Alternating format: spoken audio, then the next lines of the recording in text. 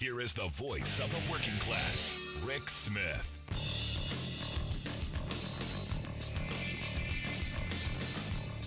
And welcome, brothers, sisters, working class heroes. This is the Rick Smith Show. Thanks so much for being here today on the big program. Lots to get to, lots to talk about. Had a thought today about George Carlin. It's been years since George Carlin passed, and one of the moments popped into my head. He used to say that BS was the glue that held the country together. Big steaming piles of BS. And, I started thinking about it. I go, there's some truth in that. We believed in a lot of things that, weren't necessarily true. That if you give tax cuts to rich people, it's going to, manna from heaven will flow. That trickle-down economics was a good thing for working people. That if you worked hard, you played by the rules, you got ahead. There were a lot of those things that we believed, that we took to heart, that I still want to believe. And I still believe Americans want to believe. But that was back when we had a common glue. And that common glue was an economy that worked for people. That there was that opportunity to do better. That was that opportunity for your kids to do much better. And sadly, that's kind of been flowing backwards. And understand, there were fewer BS makers back then. Now we've got tons of them. In fact, most people are full of it at this point. And you start looking around at all of the insanity that goes on every day now. And it's a lot of it's coming out of the Republican camps. Increasingly, you're seeing them use, what's the right word? Fascistic, I don't want to go there. Autocratic would be a better way of putting it. Whether they're firing prosecutors because, we don't like them, or they're pitching legislators out in Tennessee. It just seems that some of this stuff is getting extreme while they're pointing the finger at everyone else, using police powers to enforce morality. And again, this is one of those things where you go, really? Creating, and you got to give credit. They do organize people who are afraid and are struggling, and they give them a common enemy. And that common enemy has been anyone who is not stupid, education as a whole, anyone who cares about their neighbors. There seems to be this real heavy push to go after sanity. And it's, one of these things my mother always said, if someone's pointing their finger at you, there's three pointing back at you. Common sense. And it's interesting to me that you look at what the Republican Party has become. Because, I grew up, believing that they were people who were the business leaders. They were the intellectual elites. They're the ones who knew better. They always fashioned themselves as the patriarch. And, that didn't do well for working people, because working people were just there to clean up after them. Now, sadly, the GOP is full of election deniers and militia members and religious extremists and white nationalists and Q-kooks and and at a frighteningly high number. And this is where it's kind of frightening, because these folks, and I know a bunch of them, they're sold on the idea that they're fighting the righteous fight, that they're fighting for the foundation of the nation, while what they're doing is tearing down institutions and tearing down, what this country stood for. And there is, and we've been seeing this over the last 20 years, there is a realignment. The Democratic Party used to be the party of the working class, strong working class party. And because of Bill Clinton and because of, Barack Obama to a large extent, we've lost them. And I look at what Joe Biden's doing and not promoting enough this idea of bringing back manufacturing, this idea of reinvesting in our infrastructure and creating those jobs that were the foundation of this nation. And I look at what Marcy Kaptur put out along with the folks over at Ballotpedia. They point out that 9 of the 10 wealthiest congressional districts in this country are now represented by Democrats. And now Republicans, they represent more than half of the country's poorer districts. And, immediately my mind goes to, how is that possible? How is it possible that in red districts or in poor districts, they're now looking to the Republican Party for answers when there are no answers? There's nothing there. There's no policy there. And I keep asking for it. Where's the policy? One would have thought, and there was a glimmer, there was a moment after Roe went down where there were a couple of Republican voices going, maybe we should, figure out how, if all these kids are going to be coming, and being here, maybe we should search for some policies. And that was quickly shut down. And this is where I'm kind of concerned about where we're heading because, look, the right-wing message machine is just incredibly powerful. They have sold working class people on the idea that we give the wealthy all that they want. We don't fight and demand better from jobs, and that we fight for tax cuts for the rich, and that's the best we're getting. I know. There's a lot of hate that goes into this, and I've heard that before. But the reality is, and I go back to my position on Trump. When he came on the scene in 2015, he sold a vision, and that vision was we were going to recreate the good old days. Those factories were going to be humming. Those union jobs were going to come back. That opportunity that families had was going to be front and center. And I know a lot of people say, no, Rick, it's because they're racist and homophobic and misogynistic. And you go, okay, yeah, they're those things. But I don't know that I'm buying that that's the reason. And I've said it before. I look at my family. They were all of those things and have been for, as long as I've known them. That never motivated them to vote. That never motivated them to get involved or engaged or active in any way. But returning those jobs back, recreating that economy, that sense of security, that's what got them. But what does our media do? Well, our media keeps feeding nonsense. Like yesterday, there was the big story. The big story was when Donald Trump was being arraigned and being booked, the people who were fingerprinting him, all those people were crying. They were sobbing, tears flowing down their eyes, apologizing profusely. Oh, I can't believe I have to do this. And and there was Donald, the consoler in chief. No, it's okay. I mean, it was really a great image, and you had to know it was BS.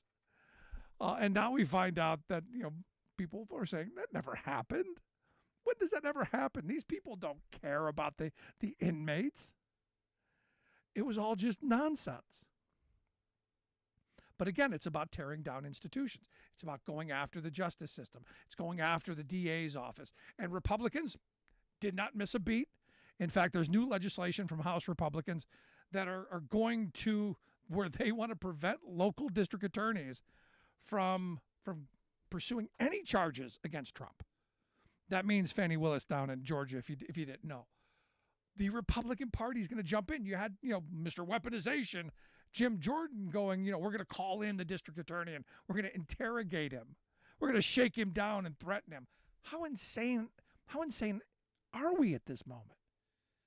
All of our systems are upside down. I mean, we're seeing shootings happening, and we got a Republican Party going, that's the price of admission. Sorry. There's a tax on education. Look, Missouri, freaking Missouri, defunded all the public libraries. I know, we love the poorly educated, and this way we're going to make them even less educated. And now we're with the morality police again. And what's interesting to me is as always, none of this has ever changed.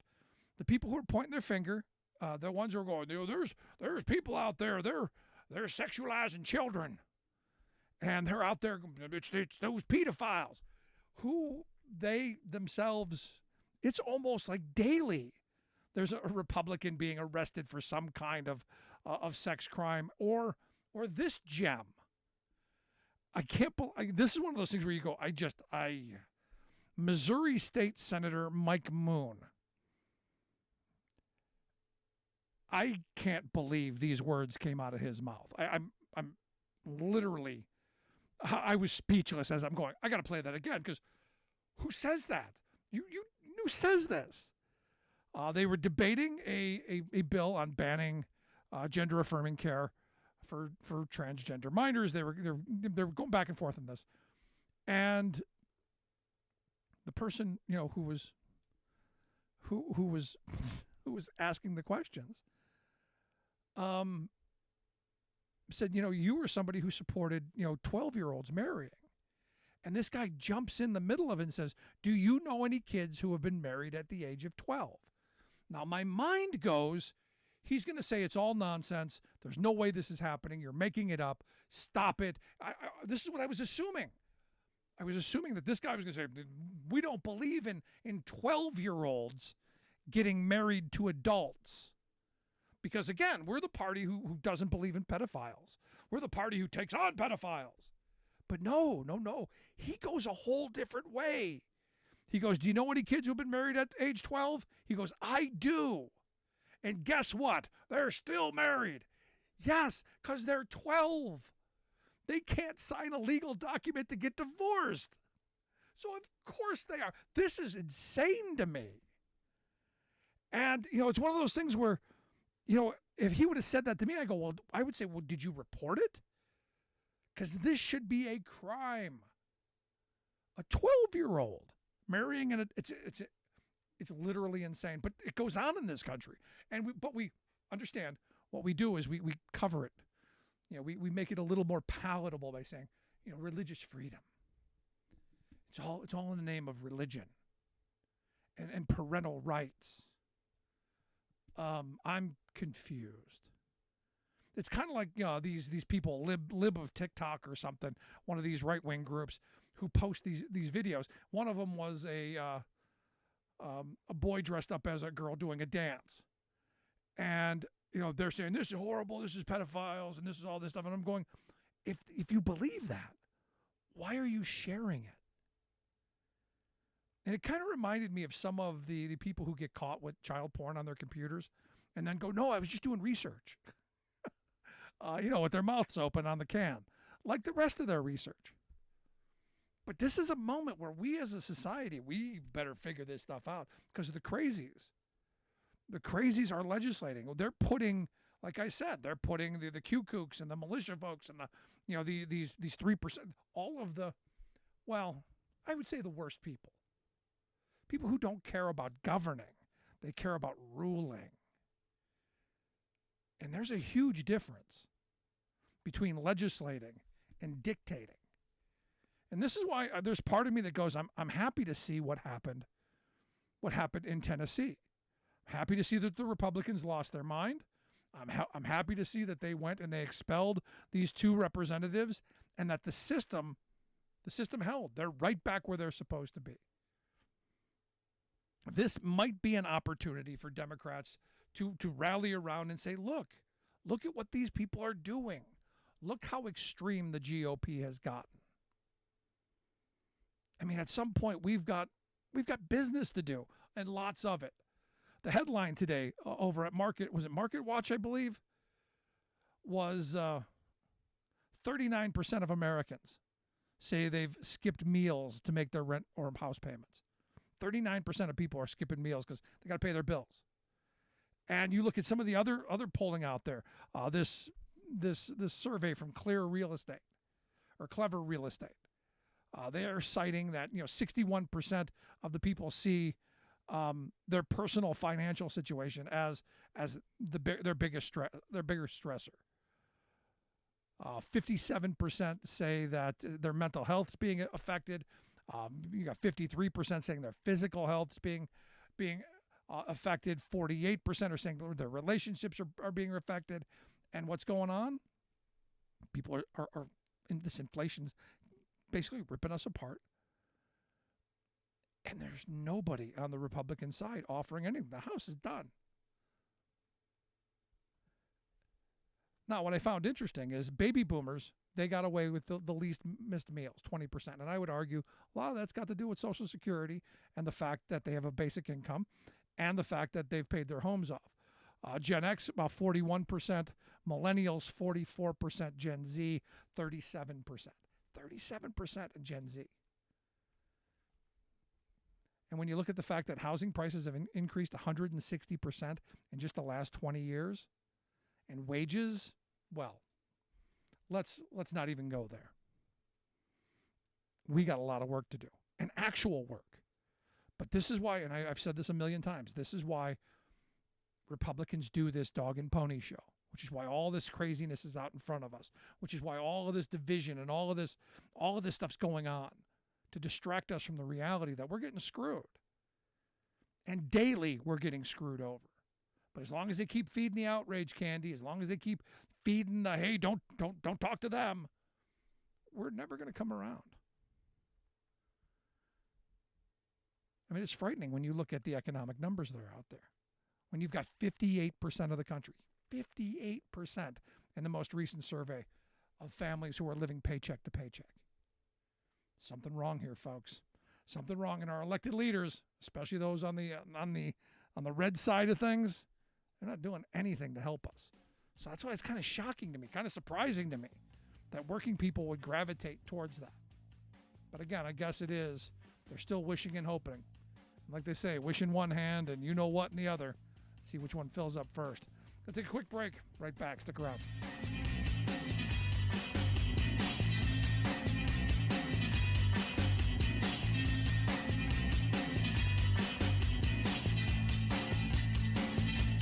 We are AFGE, the American Federation of Government Employees. We represent 700,000 federal and D.C. government workers who are the vital threads of the fabric of American life. We support our nation's military. We take care of our nation's veterans. We protect our nation's borders. We respond to our nation's crises and natural disasters. We provide services to our nation's seniors. The American Federation of Government Employees. We work for America. The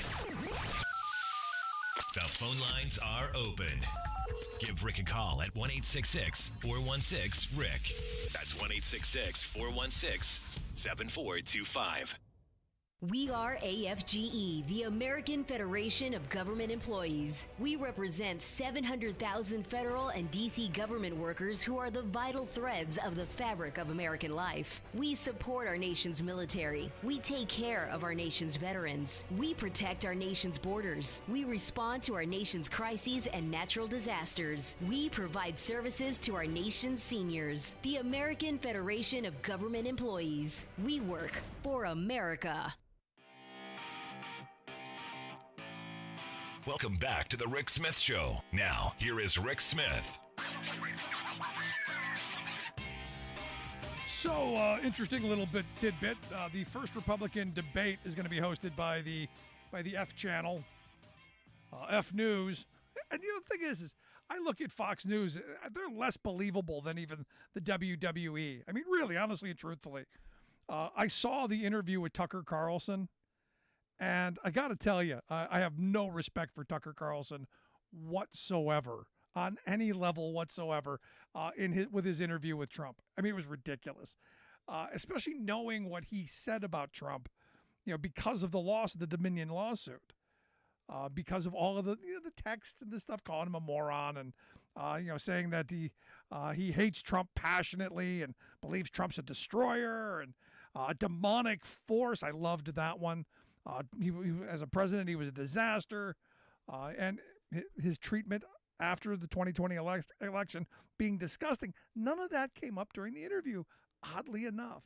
And it's as I've been saying all along, these people don't believe anything. They're nihilistic.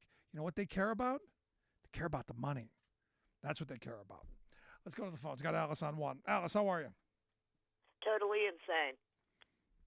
So, you were talking about what happened, with the guy saying, well, they're still married, whatever legislature was, because they're all running together in my mind now if they're a red state. Yep.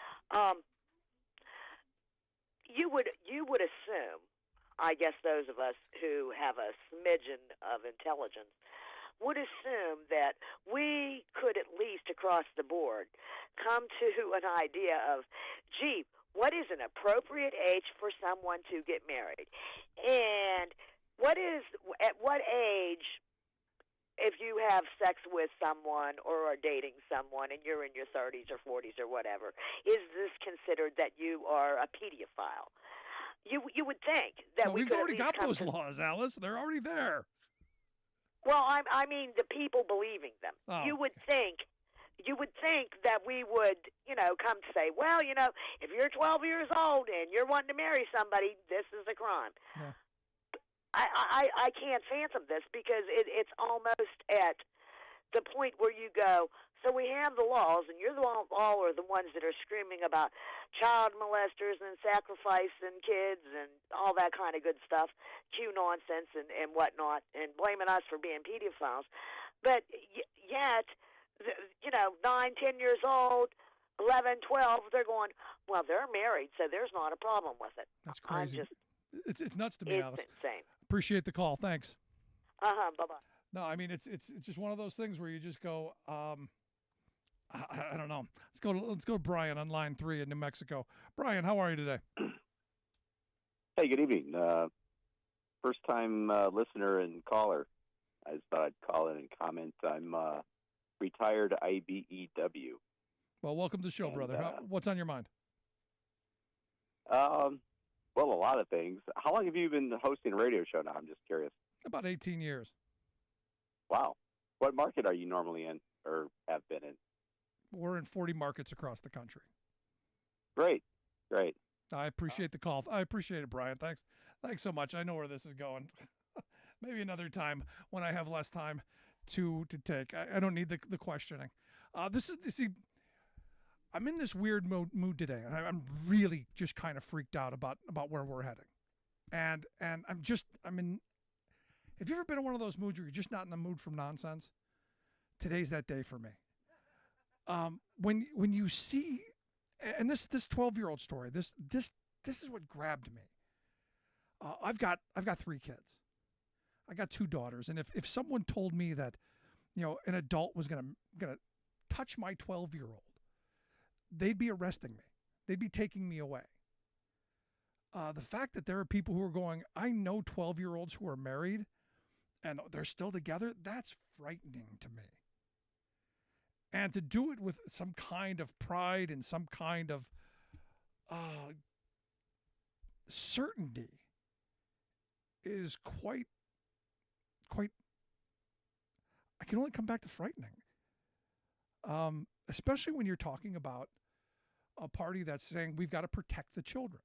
There's a conversation to be had about protecting the children, and I thought we had already had the one about 12-year-olds.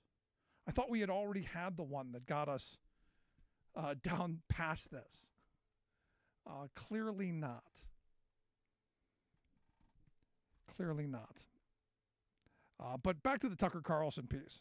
I got to tell you, I'm struggling with it. Did not mention any of the disgust. Did not mention any of the outrage that he had secretly said, and basically sat there as a lapdog. But again, as I said, it's all about, it's not red or blue, it's green. Thank you, Rupert. We'll take a quick break. Right back. Stick around.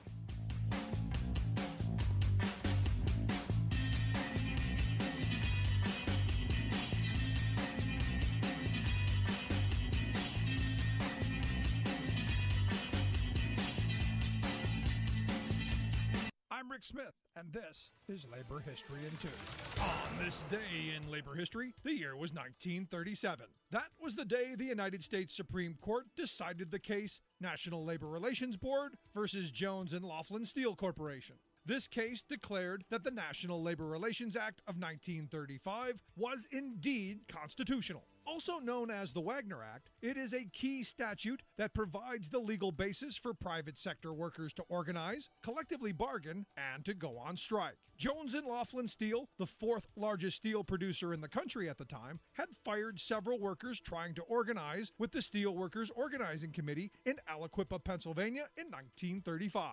The NLRB had originally ruled against the company and ordered the workers reinstated with full back pay. But J&L refused, arguing that the act was unconstitutional on the basis that the federal government did not have the right to regulate interstate commerce. In a 5-4 decision, the court ruled that labor management disputes did affect interstate commerce and thus were subject to federal regulations. Historian James Pope notes that the statute was upheld only after a massive wave of worker militancy, punctuated by the spectacular 6-week sit-down strike at General Motor plants in Flint, Michigan, demonstrated what might have happened if the court decided the case differently.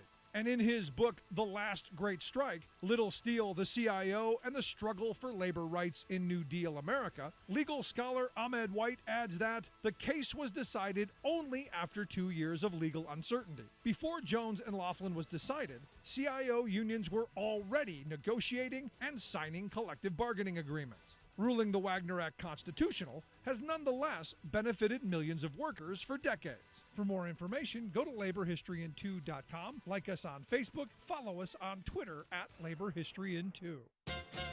It's always instructive to hear powerful political officials declare that in the name of democracy, they must usurp the people's democratic authority. This has become all too common, as even so-called democratic regimes in France and Israel have infuriated their people by trying to ram vastly unpopular anti-democratic schemes into law by executive fiat. Luckily, though, our U.S. of A. remains committed to the people's rule, right? Moreover, our leaders agree that local government is best for it's closest to the people, right? No, and no. Since the once conservative Republican Party has turned extremist and downright goofy during the past decade, its governors and lawmakers have become knee-jerk autocrats, imposing their unpopular policies through a crude power play called preemption. This is the despotic use of arbitrary state power to cancel any town, city, or county policies that Republican politicians don't like. Preemption is an extreme governing tool meant to be rarely used in emergency situations. But GOP-controlled state houses in Florida, Texas, Ohio, and elsewhere now use it routinely as an ideological sledgehammer, crushing the right of local people to govern themselves. This has led extremist Republican officials force some of their racist, homophobic, and xenophobic nastiness on communities that vehemently oppose them. But most Republican preemptions are issued in service to corporate elites. For example, when local communities try to raise the minimum wage or prevent corporate money from corrupting local politics, corporate-serving governors rush to outlaw the people's will. This is Jim Hightower saying Texas lawmakers are even trying to supersize and privatize preemption with a blanket decree that all local ordinances restricting corporations are overruled by state law.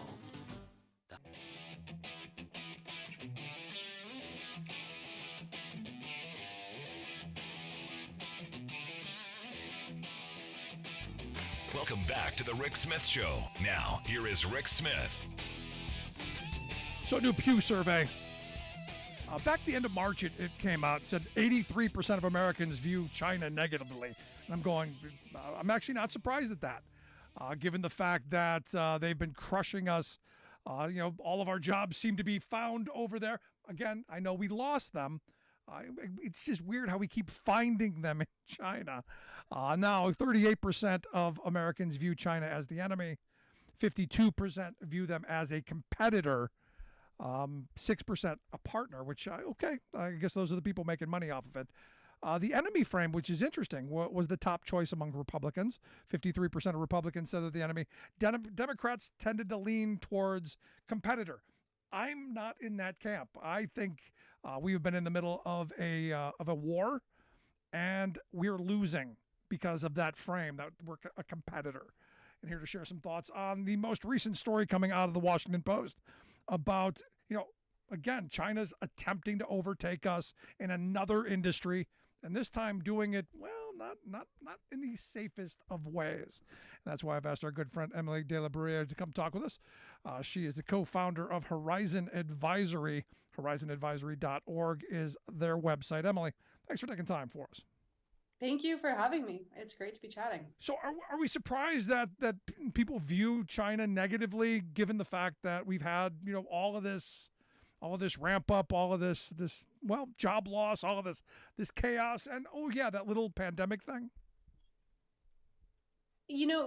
I think we're surprised that there's still that 6% who say partner. Like, who are those people? Where are they? Did they misread China? But honestly, there is a significant, I'm heartened by those results, because sometimes, talking about China, having these conversations, it is frustrating because you get more pushback than you would expect at this point in time, with, as you said, China having distorted the global economy, having taken American jobs, being the root of the COVID pandemic, and however many deaths that created, messing in the global affairs and undermining freedom and exporting surveillance systems internationally. Despite all of that, I think my day-to-day is a lot more pushback than that poll suggests, which is really heartening.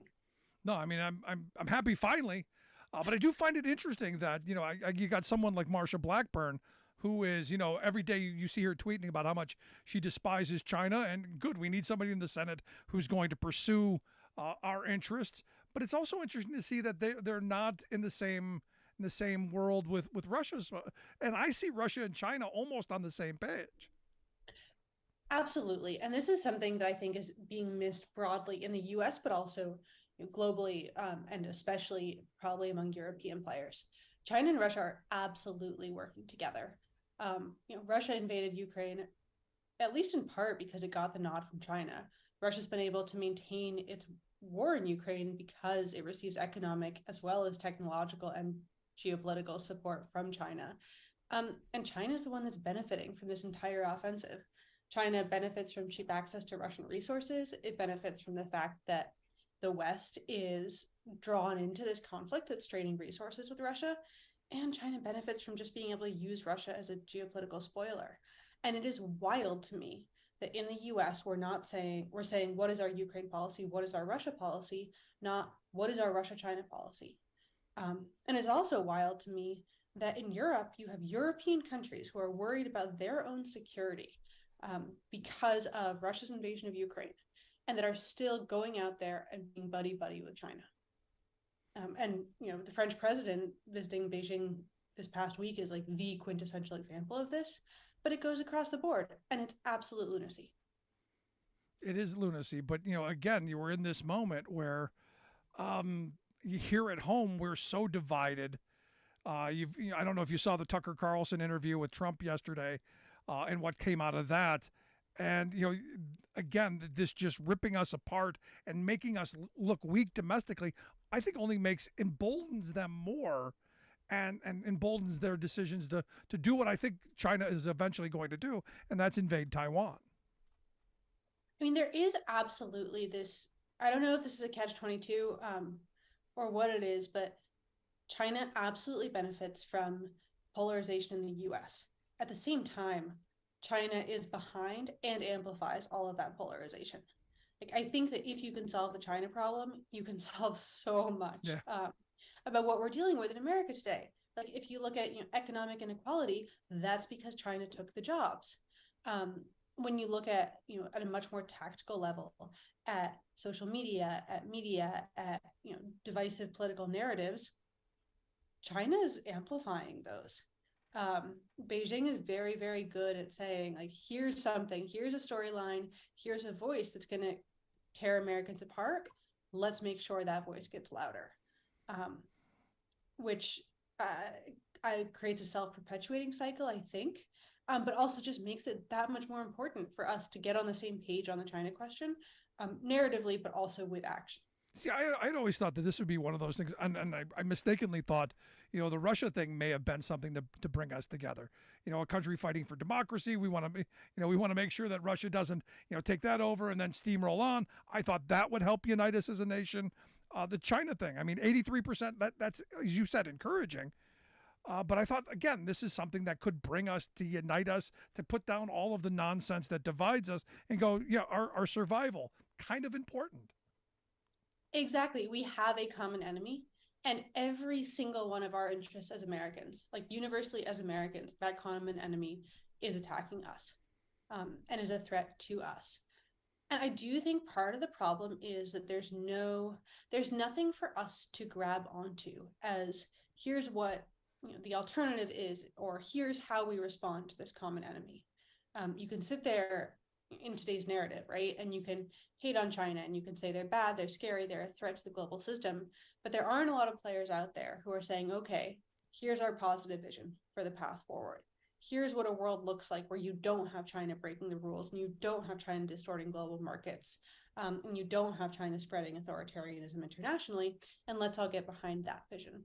And I think that makes it a lot more difficult for us to unify around this idea of a common adversary, because there's nothing really to unify around. Yeah, I mean, it's scary because you said, authoritarian regime. And I'm going, look, I see what's going on in Republican circles as them being quite authoritarian in this moment. Expelling legislators for having the audacity to speak out on the floor. And, some of the things that we're seeing in state houses across this country are quite frightening when you stop and look at it. And I think that if we can't figure out that, how are we going to figure out something as big as, as the China issue, as you put it, going forward? I feel hopeless, and I hate feeling like that. Yeah, me too. I hate feeling like that. And it's a tough thing because our ability to have this conversation, right? For you to say that, for us to, all of the nonsense that goes on in American politics, we have this narrative that that's our strength, right? Because we can openly discuss issues, whether they're about people in power or the people not in power. We can have fights on legislative floors. We can talk about China. We can talk about American politics. We can talk about anything. And we think about that as our strength. But what China is really, really good at doing is saying, oh, hey, this is something you think of as a strength. Let's make that your weakness now. Let's turn that ability of yours to have open, free, fair conversation and make it something that divides you, or at least amplify the edge on it that makes it something that could divide us. And I think that's scary, not only because of what China can do, but also because we don't have a response to it. I end up in conversation after conversation where people just dig in their heels and they say, okay, well, I guess one of two things. Either free, fair exchange of information, that's an American strength, so we don't have anything to fear from China twisting it. Or the answer is, okay, China's twisting this, so we can't have free, fair exchange of information anymore. And neither of those is good. Right. And it's like everyone, it's like the whole system's brain is short circuiting, which is not an awesome situation. No, so where's the way forward in this? I mean, because you have people, in Congress, last week, we're going to ban TikTok. And I'm against banning TikTok if you're not going to do to everybody else what you're claiming TikTok does, because they're all doing it and all that information is saleable. I think we've allowed that, the social media thing to get so far out of hand that it doesn't matter if you're going to go after TikTok alone, because 4 of the top 5 apps downloaded in this country are Chinese apps. Are you going to go after them as well? I think maybe you should, but what are you going to do? Because it's gotten so big. And this is the problem with American China policy generally, right? We say, okay, let's ban TikTok, or okay, let's ban Huawei, and we don't deal with the actual problem. Just as you said, we don't deal with those other 4 apps. We don't deal with whatever ByteDance, the company that owns TikTok, is going to come out with next. And that's just, it's a lack of strategic vision. It's a lack of anything that's actually proactive. But across the board, the point here is that China breaks the rules, so China shouldn't be allowed to play. And it just has to be that big and that sweeping. And the problem isn't, American systems. It's not, what we were talking about, free, fair exchange of information. It's not, necessarily the global trade system per se. It's China breaking the rules of those things. And so the answer is you punish China for breaking the rules.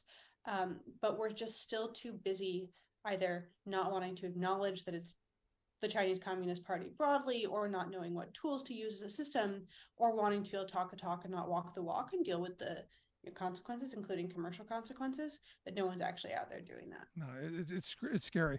You're listening to the Rick Smith Show here with Emily De La Bruyere. She's a co-founder of Horizon Advisory. You want to check out the work that they do, horizonadvisory.org. Now, I got to get to the reason I asked you to come on the show to begin with, which is this Washington Post article talking about lab safety in China, because a lot of people, that pandemic thing we just lived through came from Wuhan.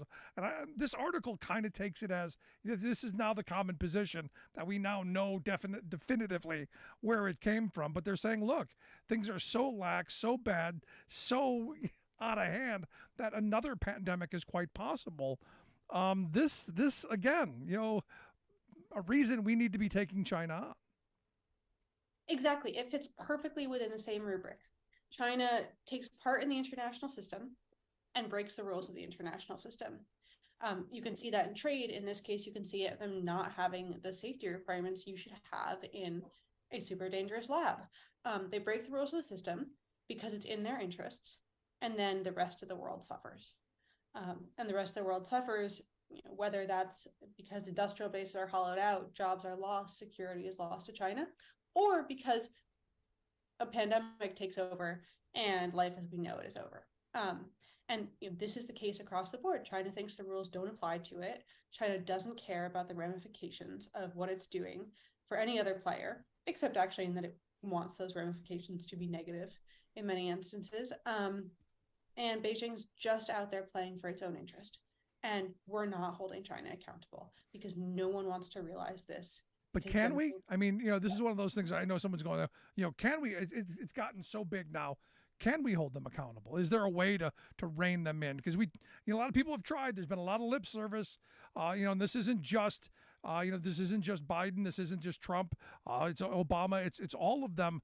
From 2000 forward. Is there anything at this point we can do? I mean, yes, we can. And I know I've said it before, with you, and I'll say it again. Like, we are still the most powerful country in the world, and in theory, we have strong relationships with the other core, most powerful countries in the world.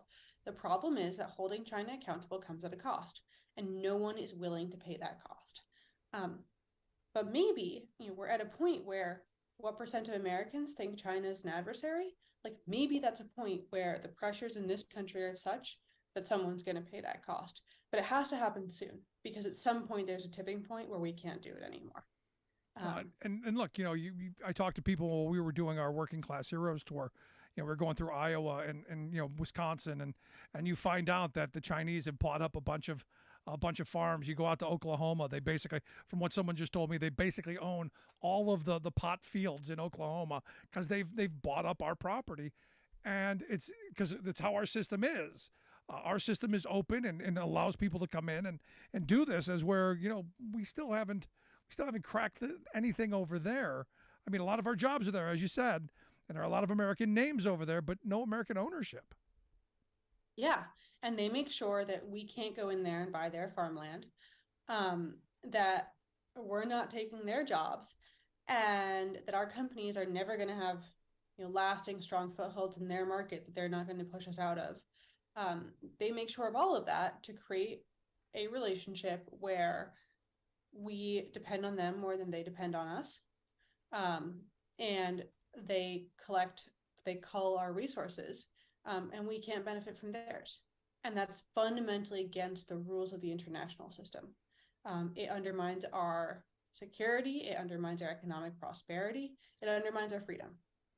And that's perpetuated, though, as a system by the fact that people are going to make make dollars in the short term from selling that land to China, or from moving jobs to China, or from having a technology partnership with China. And we have to be willing to not make that money in the short term for the sake of our long-term future as a country. Anyone you see doing anything, moving us in a direction to do anything helpful? I was hopeful at a moment when Republicans in the House were saying, "Hey, we're going to have this committee on China," and they were going to, and our friend Scott Paul went and testified, and there was a whole bunch of anything. Do you think comes out of that, or is this again just a dog and pony show? I mean, I think that committee it's a really, really strong bipartisan platform for raising precisely the issues we're talking about, and from all angles, economic security, freedom, and it's a bipartisan committee. That's huge. That takes the whole narrative of this as a bipartisan issue and it creates a forum for it. So I think that's really exciting, and has the potential to turn, to actually capitalize on a window of opportunity in the U.S. political system. I also think that it's small and it's baby steps, but there are movements in the private sector that are encouraging.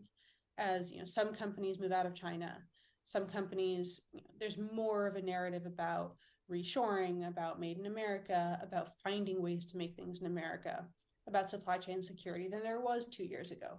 The issue is that the pace at which it happens has to pick up, and so does the sincerity with which it's framed.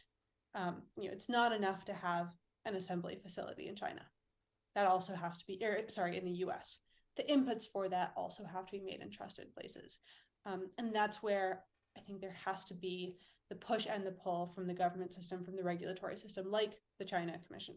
Are we happy so far with what Biden's done? I mean, there's got to be more, obviously more done, but I think we're heading near the right direction. No. So I'll just raise the thing that's frustrating me probably the most these days, and I'm easily frustrated, so don't make me make all these things.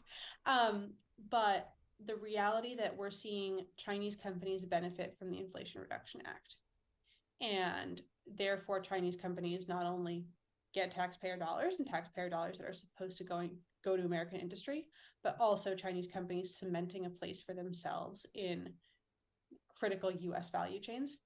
That really, really frustrates me, and I see that as a failure of today's Washington. I just, there's nothing there. You go, how is that happening? How is that possibly allowed to happen? On either side of the aisle, how is anybody go, that's a good idea? Yeah, anybody, and the thing that's astonishing about it is that, but also these are in the most high profile cases, these are partnerships between the Chinese entity and an American company. How does the American company say, this is a good idea? Reputation, greed. Just want the short term. Got to get the short term payout. Yeah, you would just think that we are in an environment today where somebody would be like, oh, there's going to be blowback. That does not look good for you. You're a sellout if you do that. We're not that culture anymore. Rupert Murdoch was right. It's not about red or blue. It's about green. Emily, I appreciate the time and the frustration. I now feel even more frustrated than I did. Oh, great. If awesome. that were possible. But I appreciate the time, and I appreciate the work that you guys do there at Horizon Advisory. I hope folks will take a look at the website, horizonadvisory.org. Emily De La Brea, I appreciate the time. Thanks so much. Thank you for having me. Want to hear your thoughts? Email me, rick@thericksmithshow.com. Gonna take a quick break. Right back. Stick around.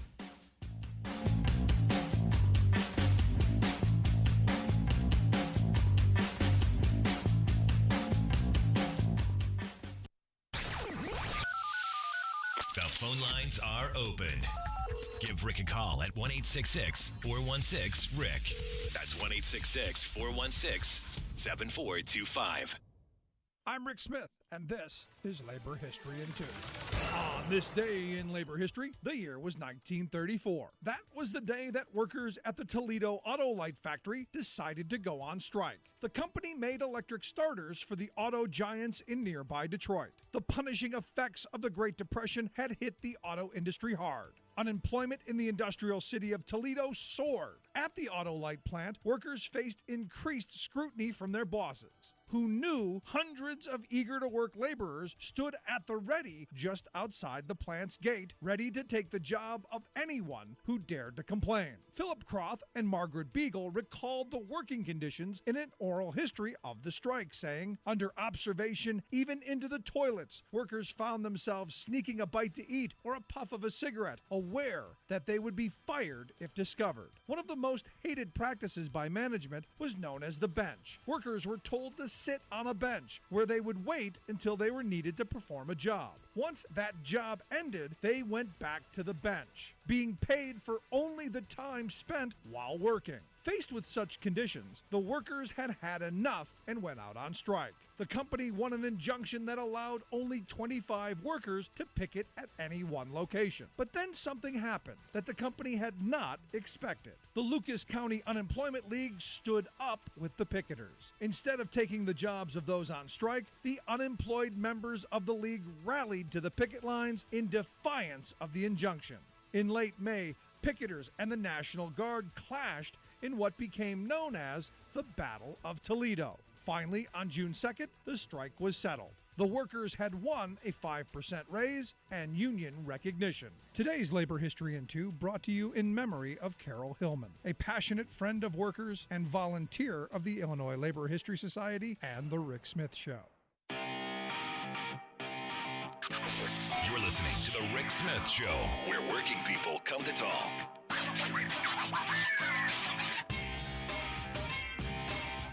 So evidently the judge that's overseeing the Dominion lawsuit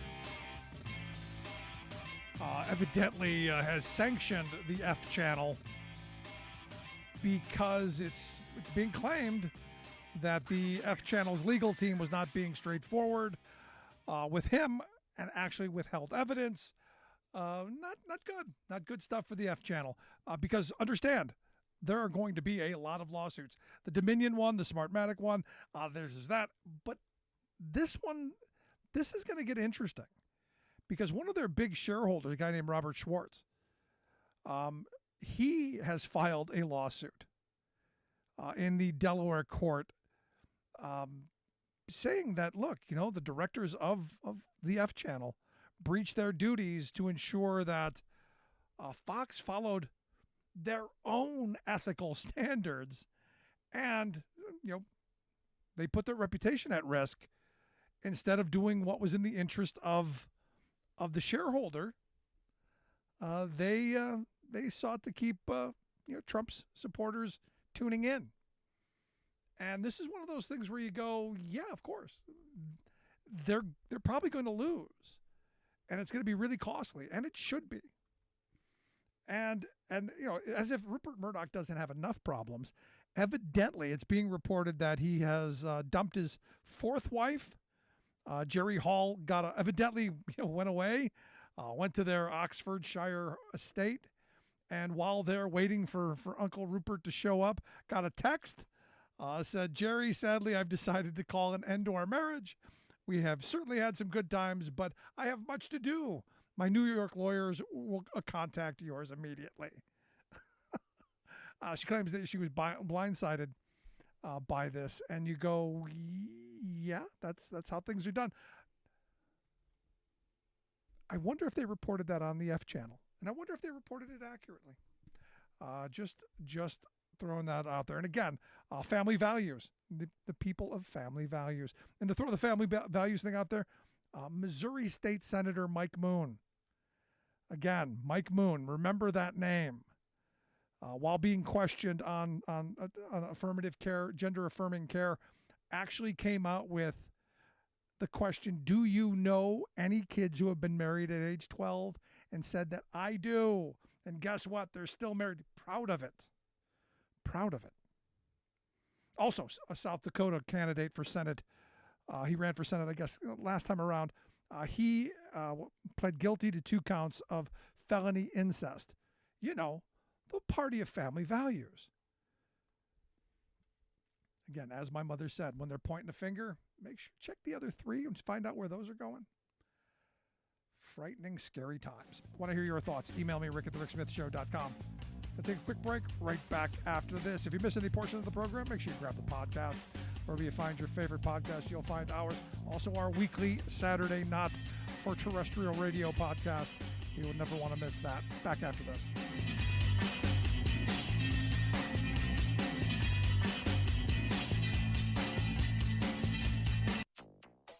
Looking at Louisiana now, it can serve as a model for what we can expect to happen in the future. Scientists find a dramatic, abnormal rise in sea levels in the southeast. Our proposed rule would dramatically reduce the number of people with elevated cancer risk from breathing air toxics. Biden EPA limits air pollution from chemical and plastics plants. Plus, there's a bell to left. That's gone. It's out of Tiger Stadium. Global warming is boosting home runs in Major League Baseball. All of those stories and more straight ahead from BradBlog.com. I'm Brad Friedman. And I'm Desi Doyen. Stand by for 6 minutes of independent green news, politics, analysis, and snarky comment. Leave my gas stove, my air conditioner, my light bulbs, red meat, SUV, and especially my toilet paper alone. Hey, Sean Hannity, after lying to your audience for all of these years, don't you find it strange that not a single one of those things has been taken from you? Food for thought. This is your Green News Report. Okay, Desi Doyen, never mind that liar, Sean Hannity. What truths do you have to share with us today? Well, first up, March 2023 was the second warmest March ever recorded since record-keeping began in the 1850s. That's according to Europe's climate change service, Copernicus. The fact that March 2023 clocked in as the second hottest March is very concerning, as it arrives at the tail end of a La Nina weather pattern that tends to cool global temperatures. Sea ice extent in both the Arctic and Antarctic are also at near record lows. So we had a La Nina. It should have been cooler this year. We ended up with the second warmest March ever. Sadly, yes. Okay. Ominously, the temperature of the world's oceans also hit a new all-time record high last week since satellite records began in 1980, according to new data from NOAA. Scientists say the new record is causing rare, simultaneous marine heat waves around the planet. And the new data strongly suggests we'll see a warming El Nino pattern coming later this year, which tends to spike global temperatures and intensify extreme weather disasters like heat waves, storms, and floods. It's a great time to get ready now before extreme weather hits your area. You can get started at the website ready.gov. In related news, multiple new studies have documented an abnormal and dramatic rise in sea levels along the U.S. Gulf and southeastern coasts over just the last decade. One federal tide gauge at a site near New Orleans recorded sea level now 8 inches higher than in 2006.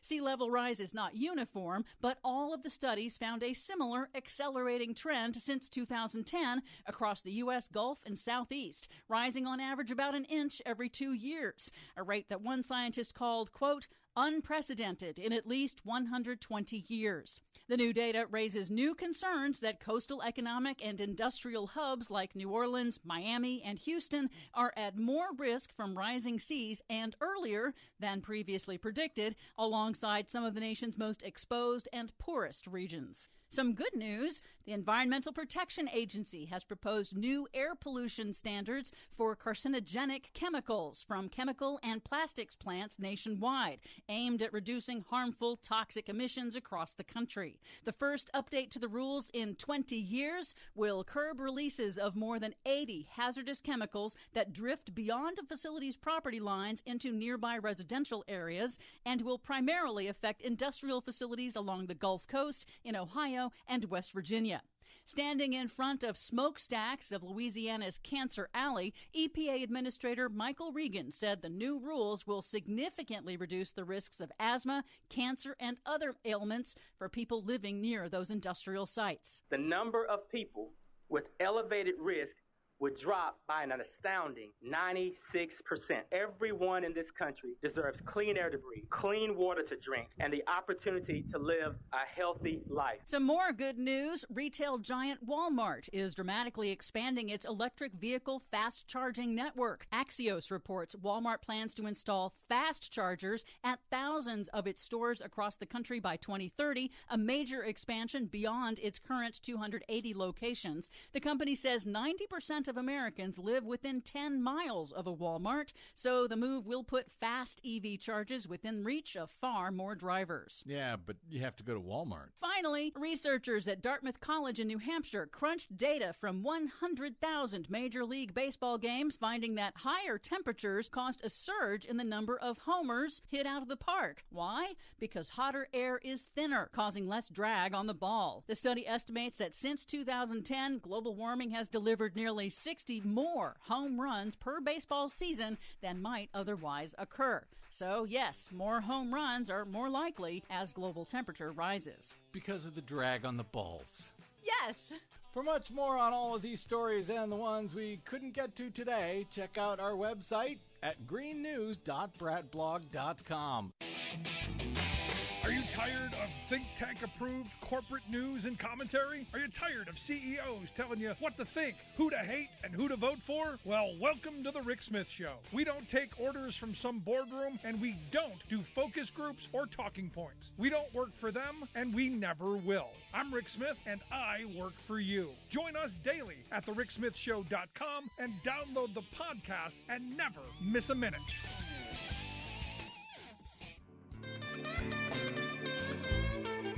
Welcome back to the Rick Smith Show. Now, here is Rick Smith. So, we've been talking about this Fortune magazine article that cited this Albert Edwards guy, this economist over at Societe Generale, this French bank, that's saying, hey, look, things are bad. And things are so bad that he came up with the word greedflation, something we've used here on the program, quite often, and pointed out, look, the markup value that's going on, these corporations who are making unimaginable profits and sticking it to consumers and workers, it's not sustainable. And his suggestion at the time was, price controls never going to happen here, maybe in other countries. And as we talked about on Monday, there's some places where it might work. Doubt it happens here. But you look at this and you compare this with our bad tax policy and our bad economic policies. How do we move forward? That's why I've asked Bobby Kogan to come talk with us. Bobby's the Senior Director of Federal Budget Policy at the Center for American Progress. AmericanProgress.org is their website. Bobby, thanks for taking time for us. Rick, I am happy to be here. Thanks so much for having me. So I'm sure you've seen this article with this economist who's saying, look, things are bad, and it's unsustainably bad. As people are struggling, as families are having a much harder time to make ends meet. We saw, reports out today, 39% of people are missing meals to pay their rent or their mortgage. Things are tough out there. You agree with that? Things are definitely tough out there for a lot of people. I would say that we're the richest country in history, and it's really, really, really unacceptable that there are still so many people struggling, and it's on us to make sure that we are doing more to help people. Now we're in this weird place because it's almost like now we're paralyzed to get anything done. And people are struggling. When you see egg prices go through the roof, but they're still on the shelf, something's broken, and our politics are definitely part of that. Is there a way to move us in a direction that reunites us, or I'm curious your thinking. I wish I were a better political prognosticator, but I'm not sure I have a good guess about the future for how we get out of this. A lot of the political scientists will say that we are at partisanship not seen since the lead up to and the aftermath of the Civil War. It's not my area of expertise. I was an idiot and I studied math instead of politics. But I trust what the experts say, and obviously, you see it among the people you talk to. Yeah, what I'm trying to get to is, policy-wise, there's a lot I think we could and should be doing. But every time something's proposed, you go, hey, we're broke. Because, we don't have any money because we spent it all because we've got this huge debt.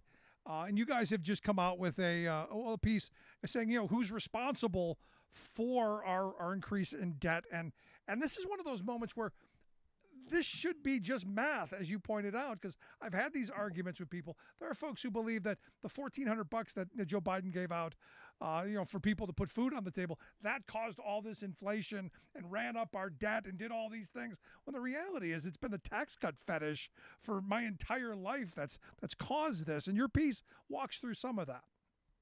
Yeah, so actually, I want to quickly respond to your first point and then jump into my piece. The Congressional Budget Office is kind of the neutral arbiter of all things budget and economic for Congress. They work for Congress, and they're kind of this independent source, and they have an estimate essentially of where the economy could be running versus where it is running, and they think that that's the potential is where we could be. They think we were below potential even kind of with all of this. So if you ask them, we didn't overstimulate the economy. So there isn't really good evidence that inflation was caused by this big buildup or anything. But to your point now, to this piece, so I just put out a piece. I'm really really happy about it. It is my attempt to look at how we got to the debt situation that we're in, which is that, as I said, the Congressional Budget Office is kind of the neutral arbiter of all things budget. And they used to show us on track to have debt declining as a percent of the economy forever. And now they show debt on track to increase as a percent of the economy for forever. And my paper is an attempt to explain what changed. How do we get from a point of debt going down for forever to debt going up for forever? And the answer is really large, repeated, regressive tax cuts that went overwhelmingly to the rich and to large corporations. They went to a lot of people, but overwhelmingly, disproportionately, they went to the really well off. To date, my papers, my calculations is that they cost $10 trillion up till now. So as soon as someone says, "Oh, well, what about this? How do we have money for this?" Well, we just did, $10 trillion worth of tax cuts this century. Just these tax cuts. Obviously, we've actually done a bunch more, but just these ones are $10 trillion to date, and they're going to cost a bunch more in the future. How much more? The answer is enough are the difference between stable debt and debt going up for forever. If you just don't do them, if you turn them off, or if you just never did them, that would be declining for forever. They're enough for debt to be going up forever. So that's step one. It's just like it's just math. I ran the formulas myself. They're enough. And so then you get to the next point where you say, well, why do they have the entire blame? And the answer is that, remember I said we used to be on track for debt to be going down for forever? If you go and you compare where we are now to then, spending is down relative to that, not up. So all the people who are talking about runaway spending, it's true, spending is going up in any given year, but the track that it's on is on a lower track than it used to be. So if you ask the Congressional Budget Office, they'd say spending is decreasing debt, not increasing relative to the last time. So that's it. Not only is revenue, not only are these tax cuts bigger than everything, spending went in the opposite direction. So those two things together is why I would say that I think a fair assessment would say that these tax cuts that overwhelmingly went to the rich and profitable corporations are doing all the lifting here. So I'm getting you right, because I want people to understand what you're saying here. About $10 trillion in the Bush tax cuts, the Trump tax cuts, and all of that all along. So when someone tells me, sorry, we can't have pre-K, and we can't have college for people, and we can't have health care, and we really can. We've just prioritized not.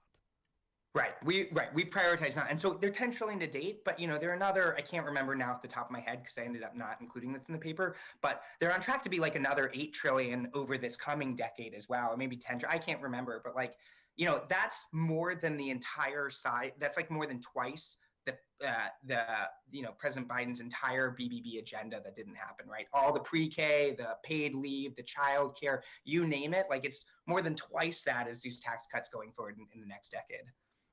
So yes, we have plenty of money. We've just prioritized it poorly. Yeah, no, but here's this frame, and I keep getting this, and I go back to my Tea Party friends. They were running around going, we're taxed enough already. We're the highest taxed country in the world, Bobby. Don't you know that? We're taxed more than anybody else. Yeah, so that's a fun one. We are not the highest tax country in the world. And not only not the highest tax country in the world, we're nowhere near the highest tax country in the world. So OECD countries, it's kind of a weird one. Some people call them like rich nations. It's kind of a weird setup. But basically, if you look at like the economically advanced nations of the world, you look at these 38 countries, the US is ranked 32 out of 38, where 1 is the highest tax, 38 is the lowest tax. We're ranked 32 out of 38. We are nowhere near average. And when you say we're nowhere near average, what does that mean in the dollar terms we're used to? So when you hear like a cost of something, oh, this costs this much money or whatever, we're used to hearing a 10-year cost estimate. And so one of the things I actually did in my paper is I put how far away from average we are in these 10-year terms. And so we're the equivalent of $26 trillion in lower taxes than the average rich nation and $36 trillion below the average EU nation. So we're not only not the highest, we're nowhere close to the average. So when I hear my Tea Party friends say that I believe in redistribution of wealth, and I retort with, yes, I would like it redistributed the way it used to be, I would be correct. Yeah, you'd be correct.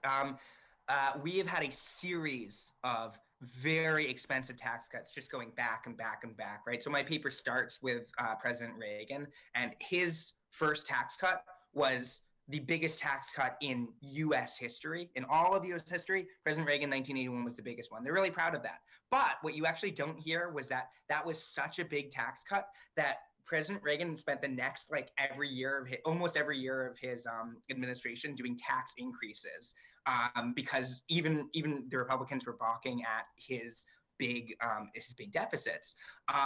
And even then, with increasing taxes basically every single year for the rest of his administration, he was left with the equivalent of a $10 trillion tax cut, if you kind of put it in today's terms, which is just kind of monumental. So you have that's a giant tax cut, and then there was an increase under George H.W. Bush, and there was an increase under Clinton, and then there were huge tax cuts under George Bush, and then there were huge tax cuts again under President Trump. And you get these mini increases along the way, but by and large, we just have repeated tax cuts, and those things are what's doing all the heavy lifting here. Yeah. They make us a low tax country, and they make us a high deficit country. No, and it's interesting because and I've had this conversation a million times. Yeah, they don't tax you, but they fee you to death. One of the things that Reagan did that I'll never forget is they began for the first time taxing unemployment insurance. So all those working people who during the pandemic had to collect unemployment because they couldn't work, and you got slapped in the face again with a tax on that. You can thank Ronald Reagan for that.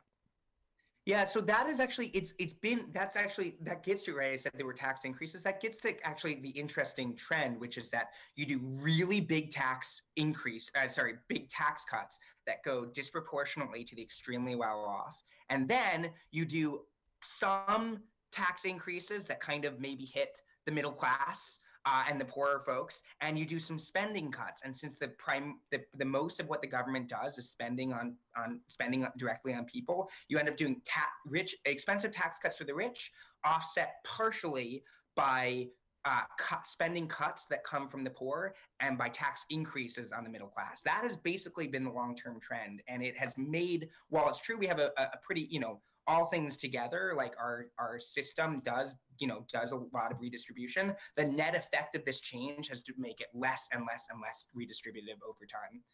In some ways, we do more kind of at the very bottom in some ways, but the general trend is to have a lower kind of Gini coefficient pull. So how is it that narrative, that thing that you just said, isn't understood by the vast majority of people? And I look at when Mitt Romney was governor of Massachusetts, he ran on, I'm never going to raise your taxes, and he didn't. He didn't raise people's taxes. He just feed them to death. Every fee saw an increase, which I would argue is a tax. The other day I talked about our trash bill. That used to be part of our taxes. Now I have to pay a private company with enforcement from the local township to pick up my trash. It's not a tax, but it is.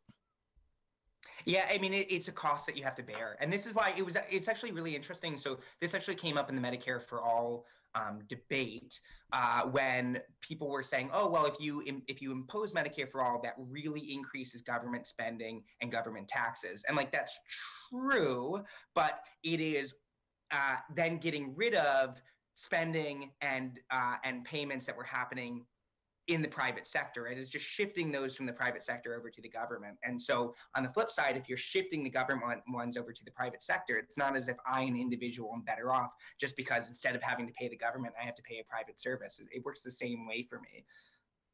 So is there a way back? I guess the last question I've got is, is there, I often argue that we should be returning to the good old days of socialist President Dwight David Eisenhower. Now I know that's never going to happen. But having a progressive tax code where those who have the means should be contributing a little bit more, and we shouldn't be saddling a generation with massive student loan debt. Families shouldn't be bankrupt with healthcare costs and such. There's a way to do this to where everyone is better off. I just fear we're never going to do it. Yeah, I mean, we were really hopeful. I was working in the administration at the time that IRA or that BBB failed and then died and then turned into IRA, and obviously a lot of the taxes fell out of that. I would say we were really close. We were really close to doing a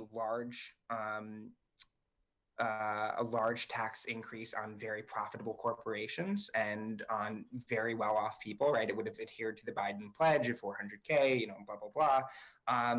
And we ended up not getting it. But it was very easy to see how if a few elections had turned out very slightly differently, then we would be having a different conversation. And it would say, wow, goodness, we'd still be an incredibly low tax country, but instead of being 32, maybe we'd be 31 or something, so I'd say I'm a forever optimist. I believe that we can do it. We've had a lot of failures of the government along the way, and we've also had a lot of successes.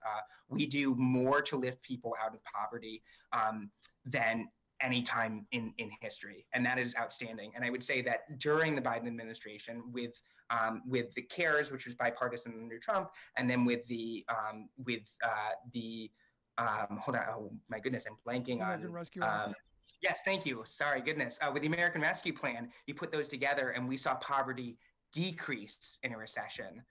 That speaks to what can be done, and I would just say that we have a lot of bad trends in the country, but we also have a lot of good trends, and you only have to win once, and then we get it in there. So No, because I think it's important for my Tea Party friends, and I try to remind them as often as possible. The good socialist President Eisenhower, the top marginal tax rate was 92% back then. Yeah. Corporate taxes were up in the 50% range. We're nowhere near that now, are we?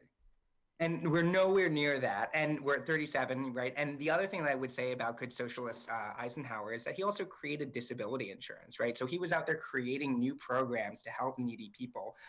There's a lot that could be done and needs to be done and has been done on a bipartisan basis in the past. The one other thing that I'd be remiss if I didn't say,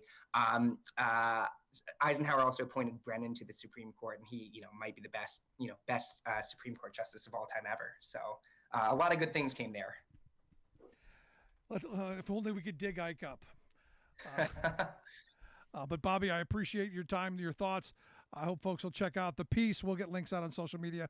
Folks can look at the piece that you've got out. Tax cuts are primarily responsible for increasing debt ratio. By our friends over at the Center for American Progress. Bobby Kogan, I appreciate you taking time for us. Thanks for having me on, Rick. Take care. Thanks so much. Again, AmericanProgress.org, the website, if you want to take a look at the work that they do. Going to take a quick break. Right back. Stick around.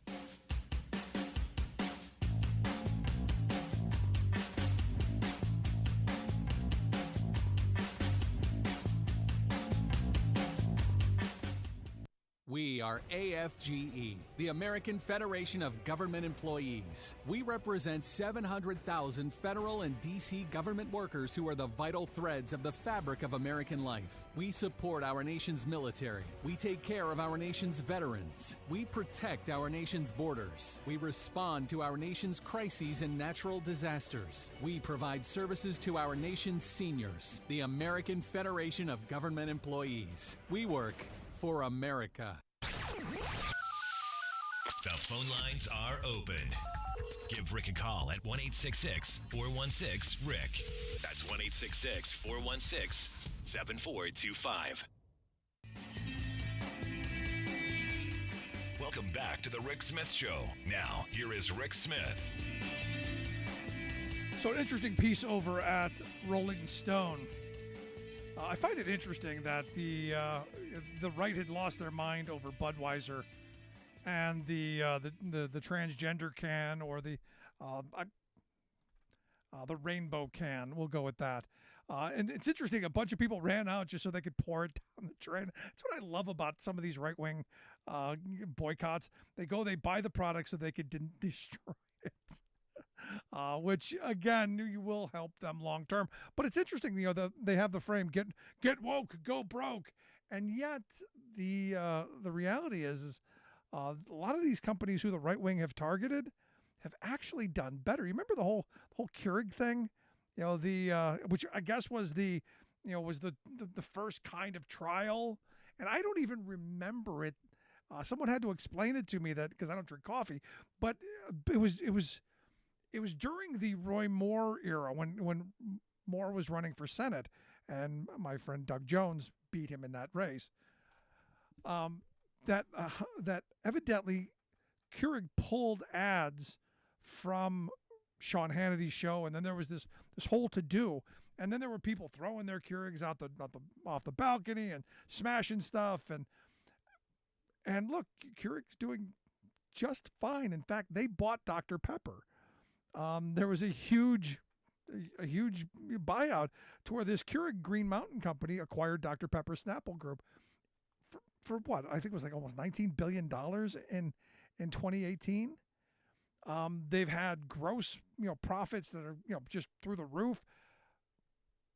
You go, I think it's actually helping them. Now, when this came out, the rich guy, John Rich, I think his name is, country singer, he said, I'm going to stop serving this at my restaurant. And I said, look, the reality is these companies have done their market research. They've done their research. They've investigated, how this stuff works out. And they've realized that you don't matter. That the handful of people who are going to do this kind of dumb stuff, this performative stuff, don't matter because you're probably not buying the product anyway. And this is, according to the Rolling Stone piece, this has really borne out. They did the same thing with United Airlines. Carhartt, I found it interesting as I was reading through the article that, Seb Gorka was all up in arms and said he's never going to buy a Carhartt product. And I'm like, really? Sebastian, have you ever done an honest day's labor? That you would need a Carhartt? Seriously? But the boycott Carhartt did not work. They've been wildly profitable. In fact, their workers, I found this out. Their workers make over $43 an hour. How do I get that job? It doesn't sound broke. Doesn't sound broke to me. And you look at what DeSantis is doing in Florida, going after Disney. It's kind of crazy. Marjorie Trainwreck, she's going after him too. And yet, oddly enough, their gross profits went up 27% last year. They're doing better. Nike, same thing. Evidently, Nike is teaming with this Dylan Mulrooney, I guess her name is, Mulvaney. And okay, you remember the last time they boycotted Nike? People were ripping the swooshes off their shoes, and they were, they're doing nothing but making money. My favorite all time is listening to right-wingers say that they're going to boycott the NFL. They're not standing for the pledge, and the NFL has done nothing but make money. Now you can complain about the game and the purity of the game, which I do as well. But the reality is, in-person attendance is through the roof. They've got massive TV contracts. They're doing just fine. Now, this is the part that bothers me because corporations are now doing this kind of market research, and the right has been doing this for years. I look at the Chick-fil-A people who have, they've staked their political ground knowing that the evangelical crowd is going to be a good base, and they're okay with that, and it's lucrative for them. Is this how business is going to be? And I would argue this came out of that bakery in Colorado. You won't sell the cake to the gay couple. Now we start having to boycott corporations. And it's interesting to watch this whole thing play out because, again, what it's really about, what I've been saying from the beginning, it's about keeping us pitted against each other. It's about dividing us, tearing us apart so that we don't demand $43 an hour to work at Carhartt. I mean, now that's a job, one that we should all be going, how do we get one of those? How do we get, a job with decent health care? How do we get a job with decent dental plans? How do we get a job that pays a living wage? How do we get, a safe career job? We should be talking about that, but we're not. We're not. And you look at the numbers, we're struggling.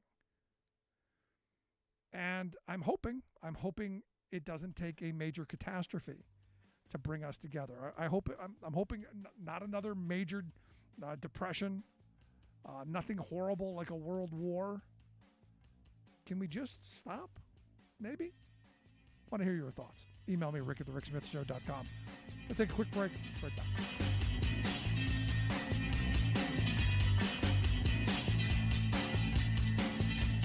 I'm Rick Smith, and this is Labor History in 2. On this day in labor history, the year was 1934. That was the day that workers at the Toledo Auto Light Factory decided to go on strike. The company made electric starters for the auto giants in nearby Detroit. The punishing effects of the Great Depression had hit the auto industry hard. Unemployment in the industrial city of Toledo soared. At the auto light plant, workers faced increased scrutiny from their bosses, who knew hundreds of eager-to-work laborers stood at the ready just outside the plant's gate, ready to take the job of anyone who dared to complain. Philip Croth and Margaret Beagle recalled the working conditions in an oral history of the strike, saying, "Under observation, even into the toilets, workers found themselves sneaking a bite to eat or a puff of a cigarette, aware that they would be fired if discovered." One of the most hated practices by management was known as the bench. Workers were told to sit on a bench where they would wait until they were needed to perform a job. Once that job ended, they went back to the bench, being paid for only the time spent while working. Faced with such conditions, the workers had had enough and went out on strike. The company won an injunction that allowed only 25 workers to picket at any one location. But then something happened that the company had not expected. The Lucas County Unemployment League stood up with the picketers. Instead of taking the jobs of those on strike, the unemployed members of the league rallied to the picket lines in defiance of the injunction.